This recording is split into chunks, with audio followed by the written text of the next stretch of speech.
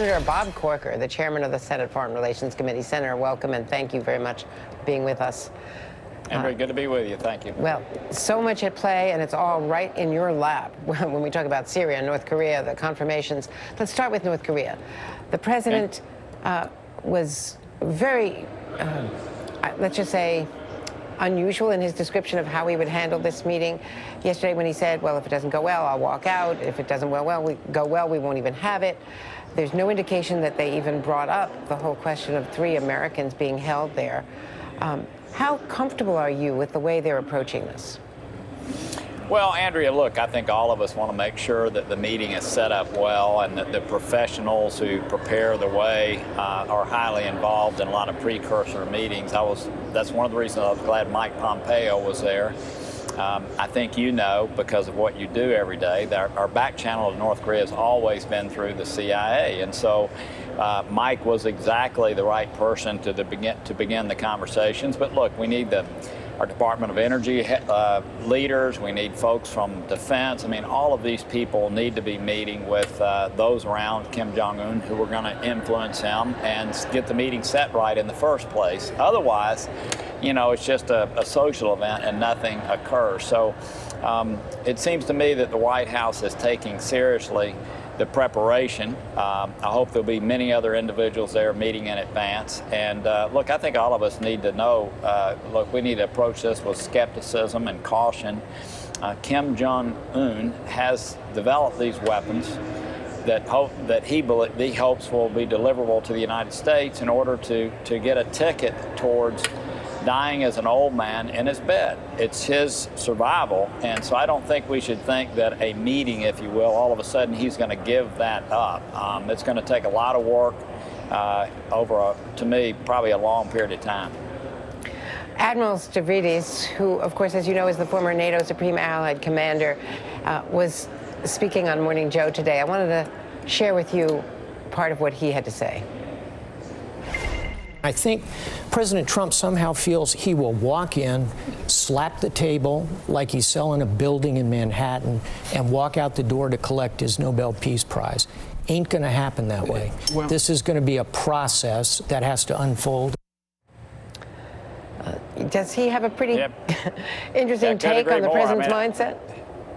Well, I don't know what the president's mindset is exactly, and as you know, that changes from time to time. But I agree with this comment. I mean, it's not going to be that way, and it's going to take some diligence and patience, and yet continued pressure on them. You know, one of the things we don't want to do, Andrea, like has happened to everything in the past, and that is when we sit down to talk, we relieve pressure. I think this administration is committed to continuing to put more and more pressure on, and hopefully over the long haul there'll be a breakthrough. Did Mike Pompeo tell you or anybody else at Foreign Relations when he was up for his hearing that he had actually gone to North Korea? He did not. I don't think anyone. I know one of the members was sharing with me yesterday that he was, you know, a little concerned that he hadn't shared that with him. On the other hand, none of us asked. I didn't ask. I didn't know it, but it certainly didn't bother me. Actually, I was glad, as I mentioned in my earlier comments, that the administration is taking these kind of preparations and having someone like him there. I wouldn't have just told it. I mean, well, I wouldn't have just volunteered it. The CIA does a lot of things that we don't know about. Even the leaders of the committee, the Intelligence Committee, don't know some of the things that are underway. So it didn't bother me at all, and I don't think it really bothers many people. I've known a number of the Democrats on our committee have said that they were actually very appreciative that he'd been involved at this stage. In fact, there have been some suggestions that might have been leaked in order to help his confirmation process. Could have been. You know about these things more so than me, but that could have happened. So. Well, it's a very closely divided vote right now. 10 negative, 9 in favor on committee. Now, he can get confirmed without the recommendation of the committee, although it's never happened for Secretary of State. Rand Paul, let me share with you what he had just said about whether he would change his vote. I just spoke with the president a few minutes ago, and he asked if I would meet with Pompeo. I have not yet met with him individually, and because the president asked me to, and because I have a great deal of respect for the president, I will meet with Director Pompeo sometime before the vote. So does that mean that you're open to maybe being a yes? I'm open to meeting right now, and we'll see what comes of the meeting. He's clearly the key, because the Democrats, we don't know yet for sure what Chris Coons is going to do, but the Democrats seem to be voting in a block. Rand Paul, right now, the only Republican voting against. We don't know what Jeff Flake will do. Do you think Rand Paul is open to changing? How important is that to try to get him out of committee with at least a favorable vote? Look, it doesn't matter to me, Andrea, how he gets out of committee. So, look, I'll let the president influence Rand, and a friend of mine. I'll leave that to the White House, and I hope they have a good meeting today with Pompeo or whenever it takes place. But Andrea, if I could, look, I understand where we are, and you do too. I just saw you the other day in the hallway. I always enjoy seeing you. Mike Pompeo was at West Point, top of the class, Harvard Law Review, served in the military, patrolling the Iron Curtain, understands the importance of diplomacy, has built a great culture, which we need at the State Department, at the CIA. Secretary Clinton and Secretary Kerry will both confirm with 94 votes. You don't think they said things when they were running for president that Republicans disagreed with? I mean, come on. I mean, you and I both understand that Mike Pompeo is who could know more about what's happening around the world than the director of the CIA? No one. He knows more about what's happening around the world today than anybody here in Washington. We understand. I don't even want to give him a hard time. I just want to get him confirmed. But my friends, my Democratic friends, who know that the base, I hate that word, but the base, if you will, on the left will view this as a vote, a proxy vote in support of Trump, obviously are finding ways to not vote for him. This is very much against any kind of tradition that we've had here. You know that, and there's nothing in Pompeo's past that in any way could possibly disqualify him from getting an up or down vote on the floor, and it should be overwhelming. But we just live in a hyper-partisan time.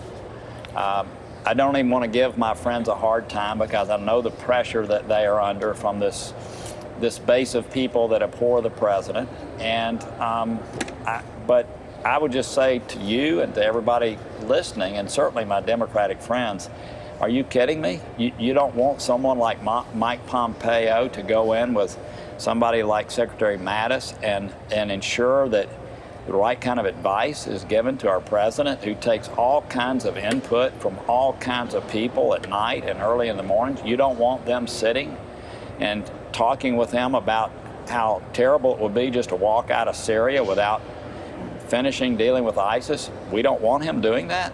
So you and I know where this is. We know that this is most unusual, and I would say inappropriate. I don't even, when I talk to my friends on the Democratic side, I don't even want to give them a hard time, because I know what it is they're dealing with, but we need to get him confirmed. And people on both sides of the aisle should want someone like him sitting with the president, making sure that the president has the right kind of input before he makes decisions. Well, in fact, you said something at the Christian Science Monitor breakfast yesterday about what your Republican colleagues are saying and thinking. Let me play that for you. Look, any Republican senator that hasn't been conflicted over this presidency is either comatose or is pretty useless in their blindness. Some of it I would attribute to just the constant chaos that occurs and the lack of just the way the decision-making process is or isn't. You said back in October that there was a lack of, it's a shame that the White House has become an adult daycare center. Who's left in the White House looking after the president now? Now that you've got Tillerson gone, Kelly disempowered, if you will, the president not listening to him. So other than Mattis, who's in charge of the adult daycare? Well, look, everything that was just said speaks to the fact that we need Mike Pompeo to be confirmed. And by the way, I would think if you took a truth serum to people on both sides of the aisle, they would want to ensure that someone like Mike Pompeo is sitting at the table with the president and leading our diplomatic efforts. So you know that, I know that, they know that. We're probably going to have a very tight vote. I think he's going to be confirmed, and thankfully be in a position to be one of those people, as you just mentioned, like Mattis, who's sitting there with General Kelly and others advising the president. So it's going to happen, I think. I wish it would happen in a little bit more overwhelming manner. But our nation, everybody in your audience, your listening audience, should hope that someone with his qualifications will be sitting there advising the president on what direction to take on our behalf. Earlier today, you said you were not even sure that President Trump would run. You were asked whether you would support him in 2020. He's already named a campaign manager, Brad Pasquale. So isn't it clear that he is raising money? He's got a campaign organization already for 2020. Andrea, the last person around here that would know what's happening in the presidential campaign from the White House would be me. I have no idea what's going on. Presidents, I think, always want to at least act like they're running for re-election because they become lame ducks. I have no idea if the president's going to run for re-election. No idea who the other people might be that would be running against them. And I think most people with prudence are going to wait and see what the field's like if the president even seeks re-election. I don't have any indication that that's a sure thing, and might even bet against it. I don't know, but we'll see what happens as time moves on. Was Nikki Haley right when she said on Sunday that there was going to be Russia sanctions, more sanctions, and then undercut clearly by the White House? By Larry Kudlow, saying that there was no such decision. The president changed his mind, that she was confused. She said she doesn't get confused. What's the deal there with us telling the Russian embassy in Washington that there are not going to be sanctions? So look, I don't know what happened there, Andrea, but look, just look at the last few weeks. We were going to put tariffs in place against our European Union friends, and then we didn't. We were going to put tariffs in, thankfully. We were going to put tariffs in place against Canada, and then we didn't. And then we were going to do it against Mexico, and then we didn't. We were going to pull out of Syria, and then we're not. So, look, it's sort of a chaotic atmosphere there. You know that. I know that. That's why Mike Pompeo needs to be confirmed. This happens a great deal. We've had a lot of great things that have happened over the course of the last 15 or 16 months for our nation, and I'm thankful for that. But no doubt there's been chaos as that evolves, or chaotic environment, and who knows what happens there. Candidly, I don't care. It's like so non-relevant to me as to who shot John or who was right or who was wrong. It's just another day in the life of communications coming out of the White House. Another day, except that the Russians now have the signal that we're not going to be standing strong against them. She, of course, has less authority at the Security Council. Yeah. So I don't know about all that, and maybe that's the case, but I will say this. I would appreciate it if the president's rhetoric against Russia would be a little stronger. I've shared that with him. But if you look at the actions that have actually been taken on the ground, we passed 98-2 CATSA, which put Russian sanctions in place. I've been in the SCIF with our Treasury Secretary and others who are implementing. That's where we have classified meetings, and certainly we've had public hearings and phone calls. We actually are,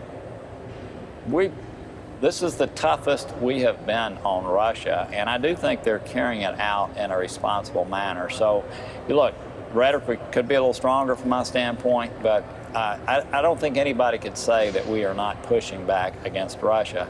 No doubt Congress took leadership in that. I agree with that 100%, and our committee was in the center of that. But we're pushing back against Russia. And I would say to you, Andrea, our relations with Russia are the worst since the Cuban Missile Crisis right now.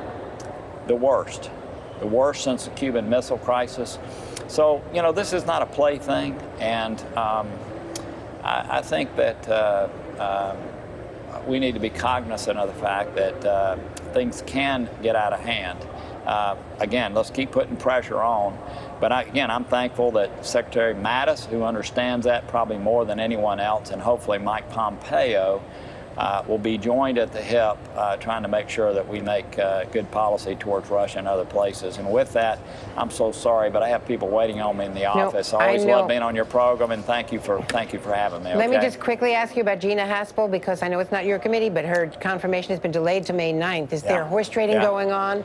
Do Pompeo, and then we'll see about Haspel?